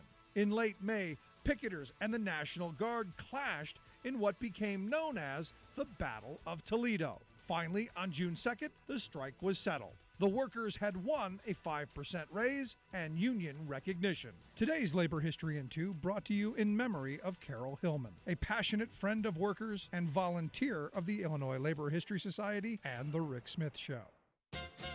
It's always instructive to hear powerful political officials declare that in the name of democracy, they must usurp the people's democratic authority. This has become all too common, as even so-called democratic regimes in France and Israel have infuriated their people by trying to ram vastly unpopular anti-democratic schemes into law by executive fiat. Luckily, though, our U.S. of A. remains committed to the people's rule, right? Moreover, our leaders agree that local government is best for it's closest to the people, right? No, and no.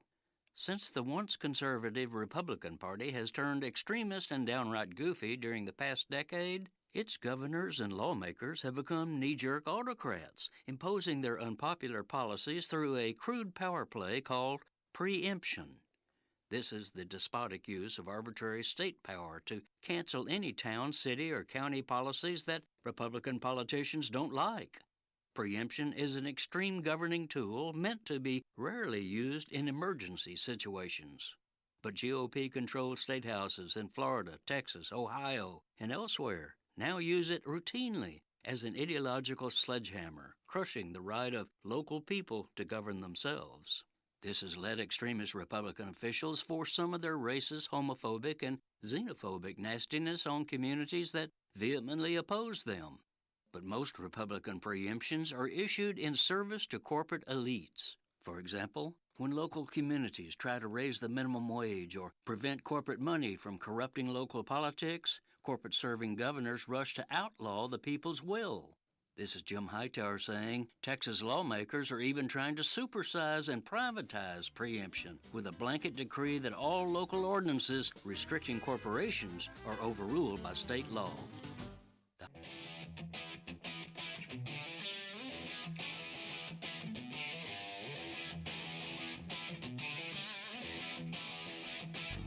Welcome back to the Rick Smith Show. Now, here is Rick Smith. So House Democrats are calling on Dianne Feinstein to resign.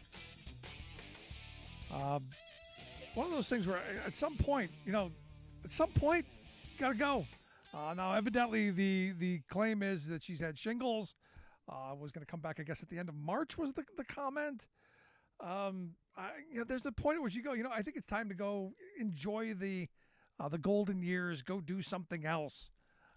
This is one of those moments. Just one of those moments. Anyway, here to share some thoughts on the top stories of the day. Maybe got an opinion on the Feinstein thing. I've asked our good friend, former Ohio Congressman and political analyst Bob Ney, to come share some thoughts. Bob, thanks for taking time for us. Well, thank you, Rick. So, what do you think?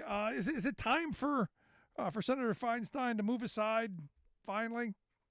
Well, but here's the thing. Yes, most likely.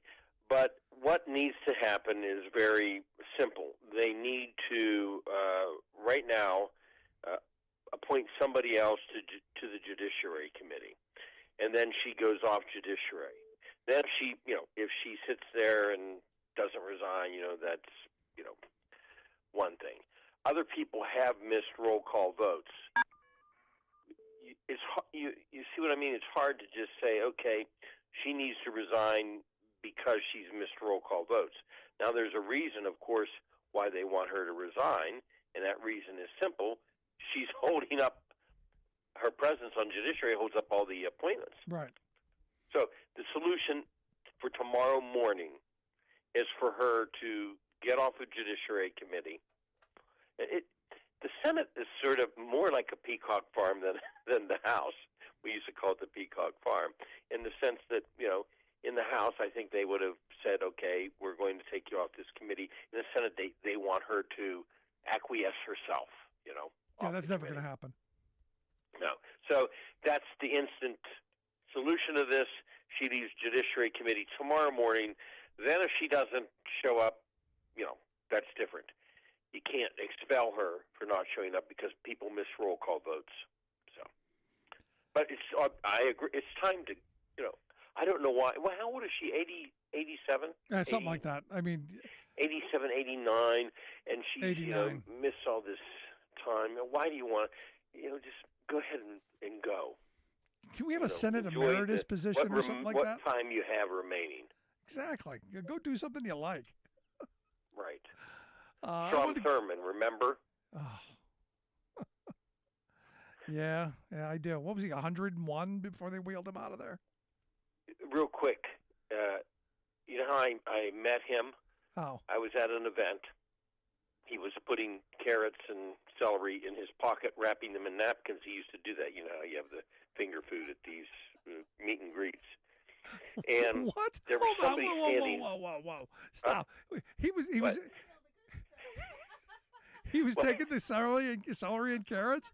Didn't have any back at the home front. Yeah, he took the celery. This is how I met him.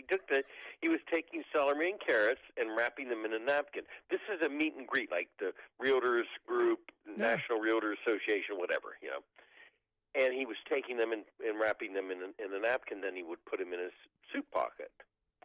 And so I was standing there, and there was this young guy, and he was standing sort of like right next to him.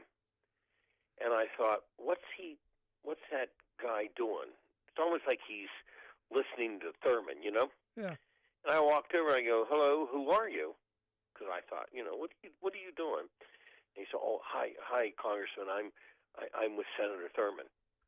And he was his body man. Yeah. He had to watch, what did Thurman say?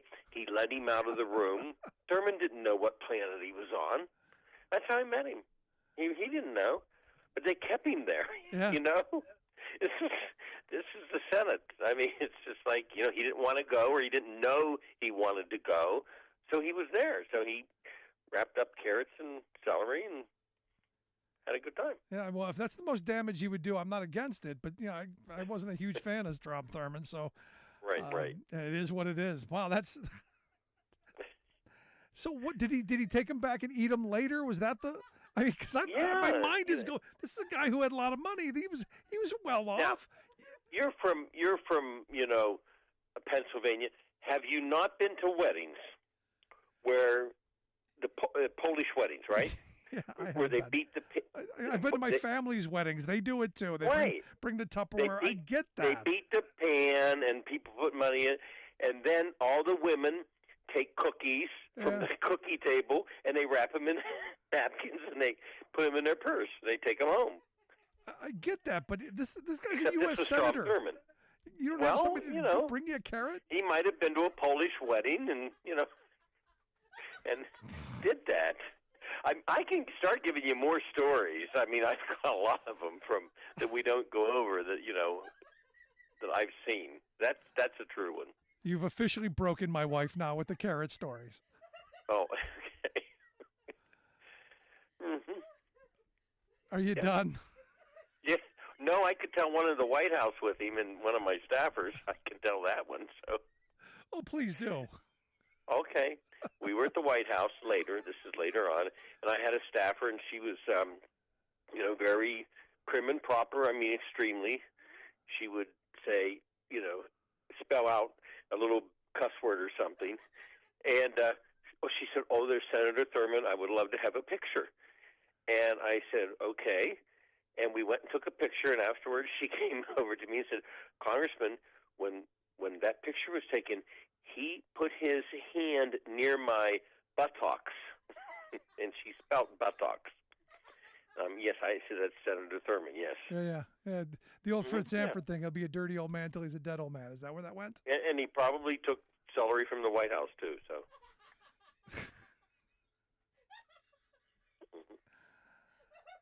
Okay. Anything else? No, I think you've done enough. Mm-hmm. No, actually. So Senator Feinstein, if she keeps going, might be wrapping celery soon. It's a Senate thing, Yes, it's time for her to go. You got to stop. Mm-hmm. Now that's completely derailed the whole segment.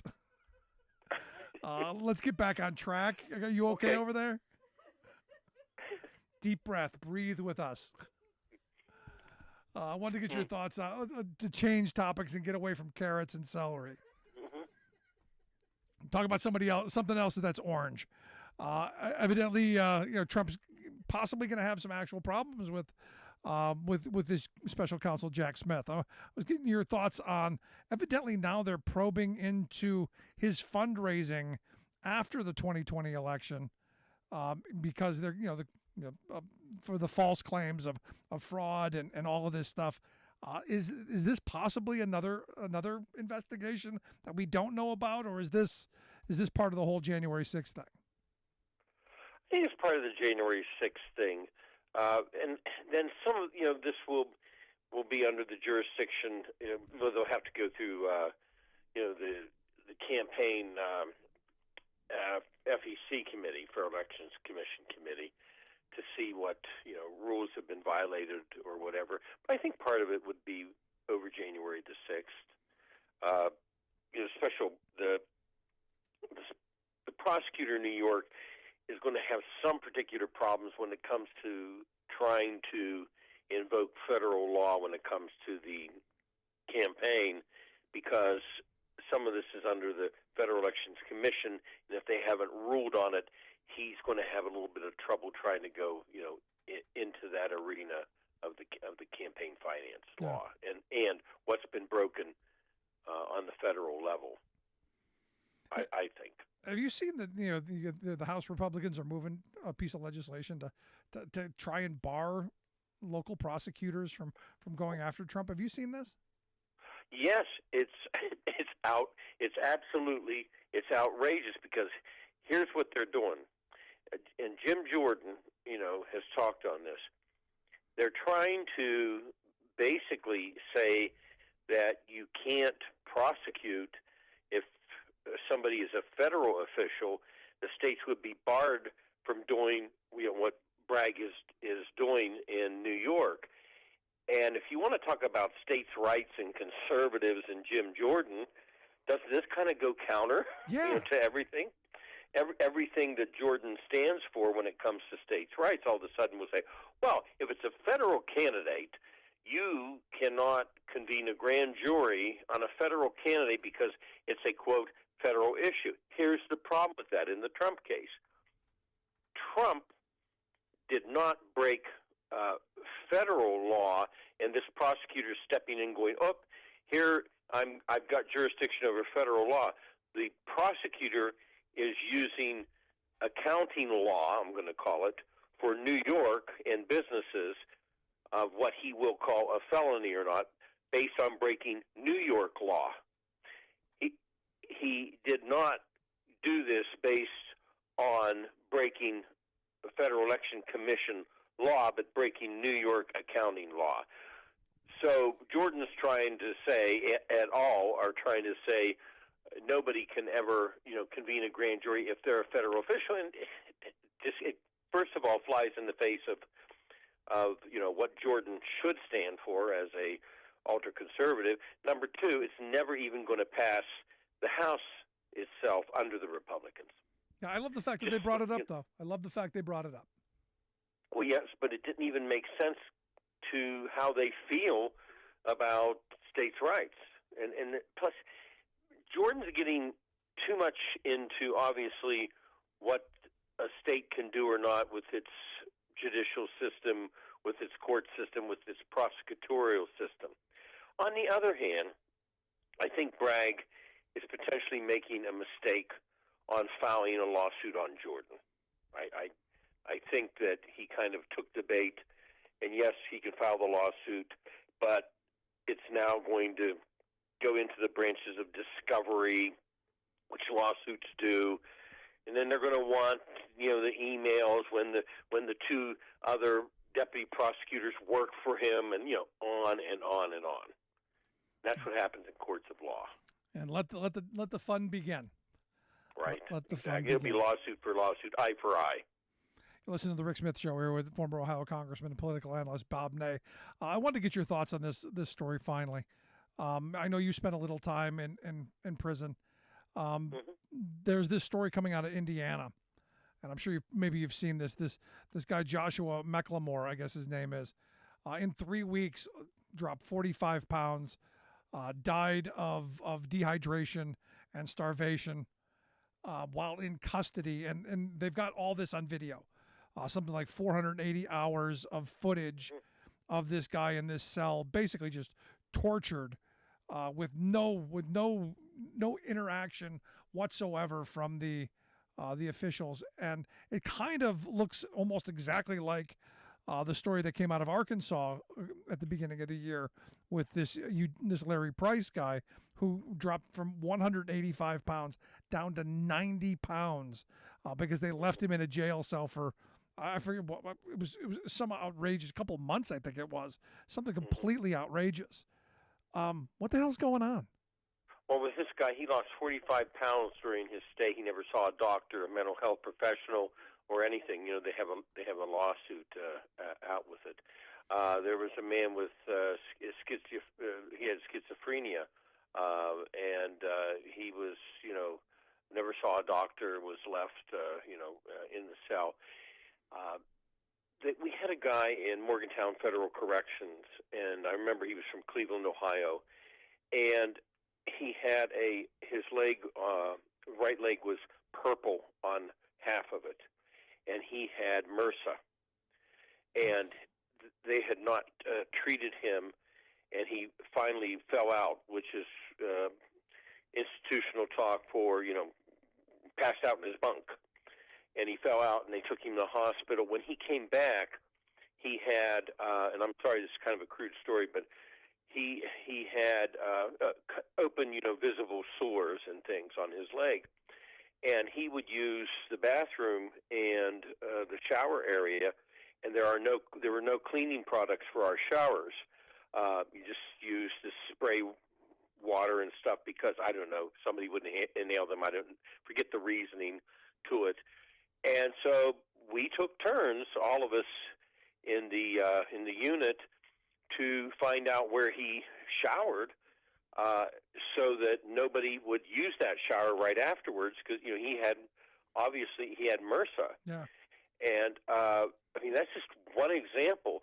I'll give you a personal example. I am missing my lower right back tooth, and it started to come loose, and I wanted we had no dental, and I know what everybody says, they get free dental care, we had no dental care at all, and so my tooth was in agony, and I asked stupidly, I asked if my family could pay and I could go to the local dentist, and they said, "Oh no, we'd have to take you in shackles. We would have to have 6 people. The optics of letting you out to get your tooth fixed would not be good," is what they told me.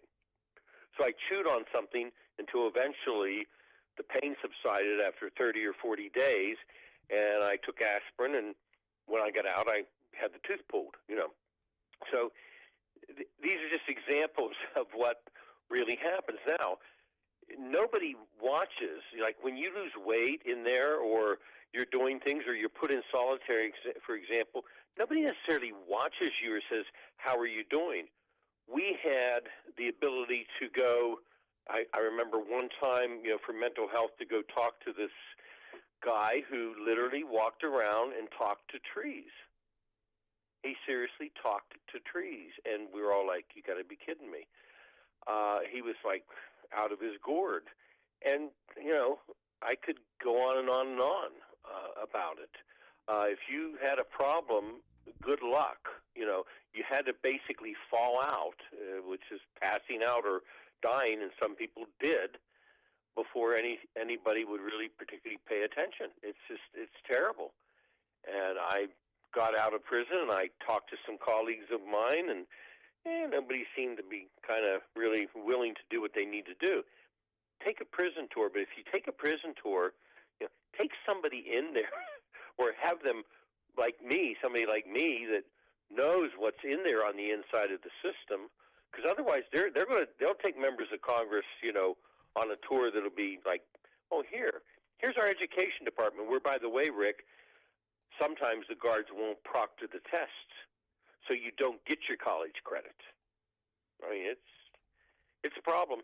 No, and this is one of those things where it's not. It's warehousing. Remember that it's warehousing of people, and it's also punishment. It's not meant. You don't come out of there unless you work it yourself with fellow inmates. You don't come out of there like, "Wow, that was productive." That's not what you do. And this is one of those things where I'm actually hoping, Marjorie Three Names and Go Gomert and the rest of them who are raising, very valid complaints. Look, the D.C. jail is bad. I find it interesting that who they're raising those concerns for, because as I said before, I guarantee every one of them at one point or another, thought prison was a country club. But it's this kind of stuff that should never happen, especially to people who are vulnerable like these folks were. Yes, and also if somebody is passes out and lays on the ground, and you go to assist them, remember, you will be put into solitary confinement for doing that until an investigation is held. So you have to choose. If somebody is choking or passed out, do you let them alone or you try to help them? Because if you try to help them, what did you do to them? You go into solitary maybe 30 days, 60 days, who knows how long. So there's a lot of problems internally, and I've just never really seen them addressed, because people are, "Wow, you deserved crusty bread and water, for 40 days. It's disgraceful how we treat people. Disgraceful. Oh, it is. It's plus.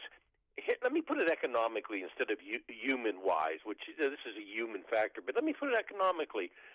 The recidivism rate is large because people aren't getting, treatment in prison. They're not getting mental health treatment. They're warehoused and then sent back out. So the taxpayer is going to pay another $55,000 a year when they go back in. Isn't that the point, though, with all of our for-profit prisons? Isn't that the point? Well, Heads in beds? That's a good point, too. Right. Seems like the point to me. It's just a horrible tragedy, and maybe these lawsuits are going to bring some awareness to it. Maybe. I guess I just don't have much hope in that vein either. But, Bob, I appreciate the stories. Thank you for breaking the wife. Look forward to talking to you again real soon. All right. Thank you.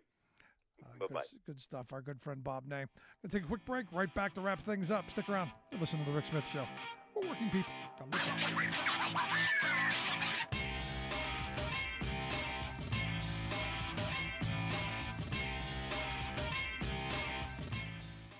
I'm Rick Smith, and this is Labor History in 2.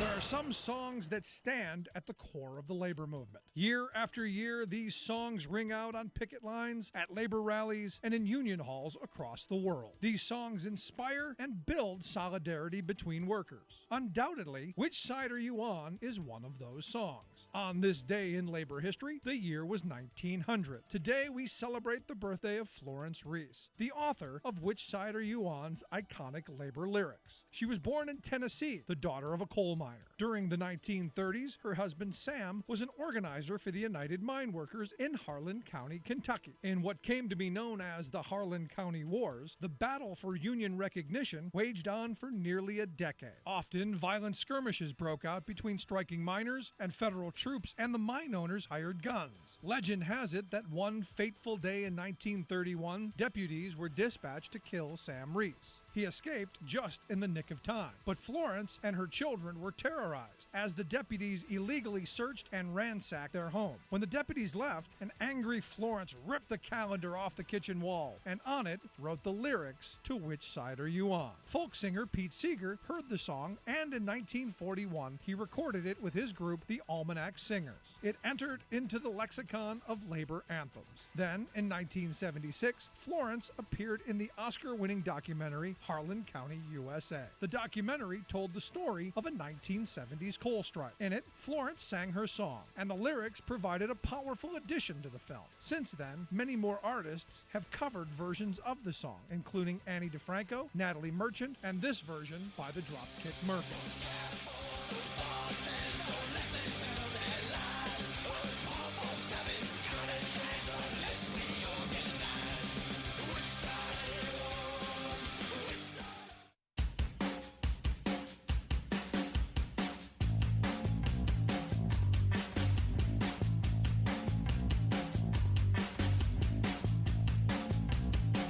Smith Show. Check out the website, thericksmithshow.com. So evidently NPR is no longer going to be posting anything on their 52 official Twitter accounts.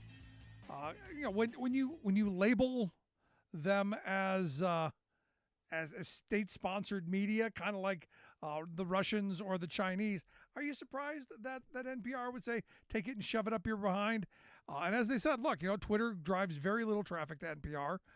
Most people, they say, don't use it. It's a very little benefit to them. And their quote I found very interesting, that Twitter no longer has the public service relevance that it once had. And this is where, I said this from the beginning. When I was quoted in Bloomberg, I said, look, the little blue check mark used to mean a little bit of something. You knew that those people took what they were putting out somewhat seriously. News organizations would put things out. One of my favorite quotes from the uprising in Wisconsin in 2011, where kids were putting sheets up on the wall saying, "Thank you CNN for telling me what's on Twitter," because it was real time. Now, the sad reality is so much bot action, so much trolling. It's crazy. And I've tried to get them to take my blue check away because I will never give him a freaking dime. But I find it interesting that Musk's response then was defund NPR. This attack back on NPR. I think we need National Public Radio. I think we need a voice that's somewhat down the middle. But that's not what the Musks of the world want. They want a dominant right-wing voice. They want a dominant voice that they control. And it's our job to ensure that there are multiple voices out there. I'm, as a working class liberal, I want more speech, not less. I want more people, sharing their thoughts, not less. And yet, you look at Musk, who says, owning Twitter has been quite painful. It's been a roller coaster, he said, but it's worth it. He said he'll sell the company if it comes along. I wonder how big of a loss he'd be willing to sell it for. Remember, he paid $44 billion. It's now worth about 20. Wonder if he'd lose the $24 billion to get rid of that egg. Anyway, if you missed any of today's program, make sure you grab the podcast. Wherever you find your favorite podcast, you'll find ours. Also, something I said got on your nerves, under your skin. I want to hear about it. email me, Rick at thericksmithshow.com. Thanks so much for tuning in. We'll see you back here next time. You've been listening to The Rick Smith Show.